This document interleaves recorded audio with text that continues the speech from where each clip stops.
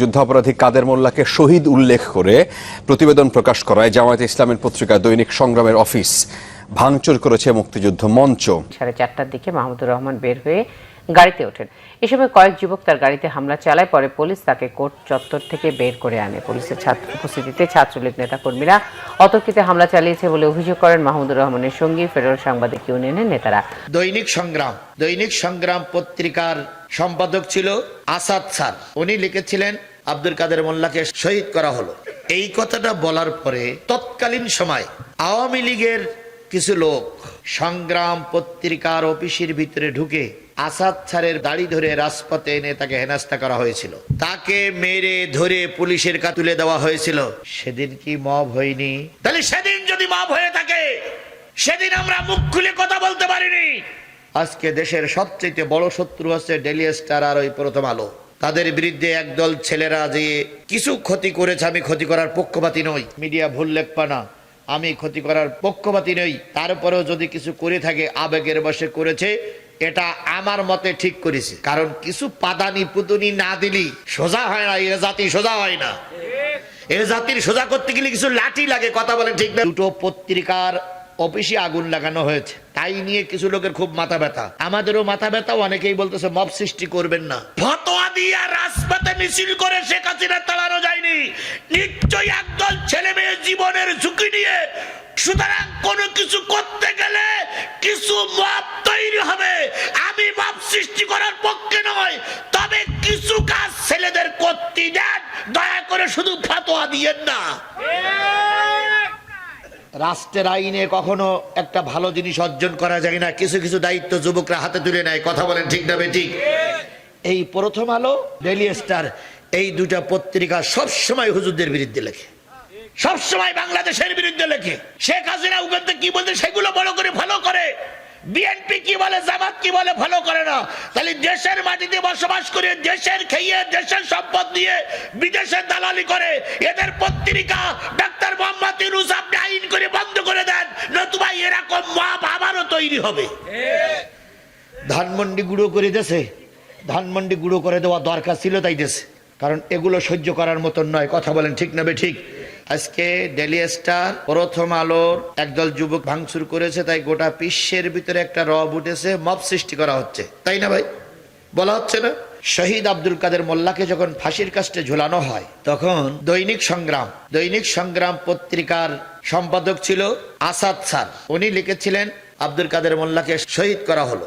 এই কথাটা বলার পরে তৎকালীন সময় আওয়ামী লীগের কিছু লোক সংগ্রাম পত্রিকার অফিসের ভিতরে ঢুকে আসাদ স্যারের দাড়ি ধরে রাজপথে এনে তাকে হেনস্থা করা হয়েছিল। তাকে মেরে ধরে পুলিশের কাছে তুলে দেওয়া হয়েছিল। সেদিন কি মব হয়নি? তাহলে সেদিন যদি মব হয়ে থাকে, সেদিন আমরা মুখ খুলে কথা বলতে পারিনি। আজকে দেশের সবচেয়ে বড় শত্রু হচ্ছে ডেইলি স্টার আর ওই প্রথম আলো। তাদের বিরুদ্ধে একদল ছেলেরা যে কিছু ক্ষতি করেছে, আমি ক্ষতি করার পক্ষপাতী নই, মিডিয়া ভুল লেখবা না, আমি ক্ষতি করার পক্ষপাতী নই। তারপরেও যদি কিছু করে থাকে আবেগের বশে করেছে, এটা আমার মতে ঠিক করেছে। কারণ কিছু পাদানি পুতুনি না দিলি সোজা হয় না, এ জাতি সোজা হয় না। এ জাতির সোজা করতে গেলে কিছু লাঠি লাগে, কথা বলেন ঠিক না বেঠিক? এখন কিছু কিছু লোক আমাদের ঘাড়ের পরে দাঁড়াই দিন দিন করে আসতেছে, একবার সোজাই দাঁড়াই তকবীর ধরে দাও, ও পাই যাবার গিরে দেওয়ার আগে পালাই যাবে। এই জন্য কথাই বলে শক্তর ভক্ত, নরমের জন্য সবসময় নরম হয়ে থাকবেন না, মাঝে মাঝে শক্ত হবেন। অন্যান্য হুজুরদের ওরা অনেক কিছু করার জন্য চেষ্টা করেছে, আমার সবাই যে কোটাইছে সে কোটা মার খেয়েই পালাইছে, কারণ আমি ছিলাম শক্ত। তবে এখন একটু নরম হয়ে গেছে, কারণ খেলবো কার বিরুদ্ধে? সে নাই, সে ভাবতাম আমরা। দেখেন বিএনপির অনেক নেতা গুম হলো, আবার ফিরে আসলো, কিন্তু ইলিয়াস গুম হয়েছিল, ইলিয়াস আর ফিরে আসেনি। কেন ইলিয়াসকে টার্গেট করা হলো? কারণ ইলিয়াসের টার্গেট ছিল জীবনের এক ফোঁটা রক্ত শরীরে থাকা অবস্থায় ভারতের গোলামি চলবে না। তাই ইলিয়াসকে কি হওয়া লেগেছে? জীবন দেওয়া লেগেছে। শহীদ আবরার ফারহাদ, সে ছিল ভারত বিরোধী, তাই তাকে কি দেওয়া লেগেছে? জীবন দেওয়া লেগেছে।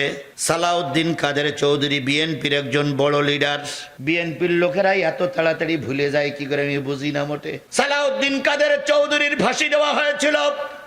সালাউদ্দিন কাদের চৌধুরী রাজাকার ছিল না, সালাউদ্দিন কাদের চৌধুরী ছিল ঘোর ভারত বিরোধী। তাই তাকে কি হতে হয়েছে? শহীদ হতে হয়েছে। আজকে আমাদের হাদি শহীদ হতে হলো শুধু ওই আন্দোলন করার কারণে না। ও হাদির টার্গেট ছিল, হাদির টার্গেট ছিল, হাদির টার্গেট ছিল যতক্ষণ পর্যন্ত এই দেশে কোরআনের তথা সংগ্রাম করে স্বাধীন দেশ করতে না পারবো, ততক্ষণ পর্যন্ত ভারতের সঙ্গে কোনো সম্পর্ক থাকবে না। ভারত বিরোধী হওয়ার কারণে হাদিকে জীবন দেওয়া লেগেছে। তুমি আর আমি যদি ভারত বিরোধী হই, তোমার আমার জীবন দেওয়া লাগতেই পারে। ম্যাডাম খালেদা জিয়া কখনো ভারতের পক্ষে ছিল না। ম্যাডাম খালেদা জিয়াকে বলা হয় কি নেত্রী? আপসী নেত্রী। কারণ তিনি বাতিলের কাছে কোন সময়ের জন্য আপোষ করেন নাই। আজকে আপনারা সেই দলের লোক হয়ে যদি ভারতের সঙ্গে আপোষ করার নিয়ত করেন, আপনারা জাতির মুনাফিক করতেছেন। আমি কথা বলছি না, উল্টো বুঝবেন না। জামাত ইসলাম সারা জীবন ভারত বিরোধী। জামাত ইসলামের কোন লোক এখন ভারতের সঙ্গে কম্প্রোমাইজ করে ক্ষমতায় যেতে চায়। মুনাফিক, মুনাফিক, মুনাফিক। আপনি আমি ভারত বিরোধী হলে আপনাকে আমাকেও গুলির মুখে আসতে হবে। আর যদি ভারতের 5-8টি মারেন তাহলে হয়তো কিছু হবে। এই জন্য জীবনে যদি কোনো দল ক্ষমতায় নাও যায়, আমার যদি একটা ভোট দেওয়ার সুযোগ নাও আসে, 3.5 হাত বডির ভিতরে রক্ত থাকা অবস্থায় ইসলামের চূড়ান্ত দুশমন ভারতের সঙ্গে আমাদের কোনো আতত চলবে না। কথা কি একমত? ভাই আমরা সব যদি ভারত বিরোধী হই, ভারত বিরোধী হওয়ার মনোভাব আমাদের না। কারণ ভারতের কার্যকলাপের বিরোধী যদি আমরা হই, ওরা কয়রারে মারবে? আর যদি 2-1 হয় তাহলে ফুটফাট করে মেরে দেবে। এই জন্য আমাদের সবার কাছ থেকে প্রতিবাদমুখর স্লোগান উঠতে হবে। শরীফ ওসমান হাদি তিনি আমাদের এই পথ দেখাই দিয়ে গেছে। তিনি বলে দিয়ে গেছে, বাবার চাইতে, স্বামীর চাইতে, সন্তানের চাইতে ইসলামের পথ বড় পথ। সেই জন্য আমরা সংসার ধর্ম রেখে, সংসার ছেলে মেয়ে রেখে এখানে চলে এসেছি। ও আমার ভাই, এরকম কালেমাওয়ালা লোক 2-1 জন আছে না নাই? তার ভিতরে সাদিক কাইম একজন, ইমানের বলে বলিয়ান। এরা বলেছে জীবনের যদি সর্বশেষ রক্ত বিন্দু দিয়েও শহীদের খাতায় নাম লেখাতে হয়, তবু স্বৈরাচারী ভারতের কাছে মাথা নত করব না।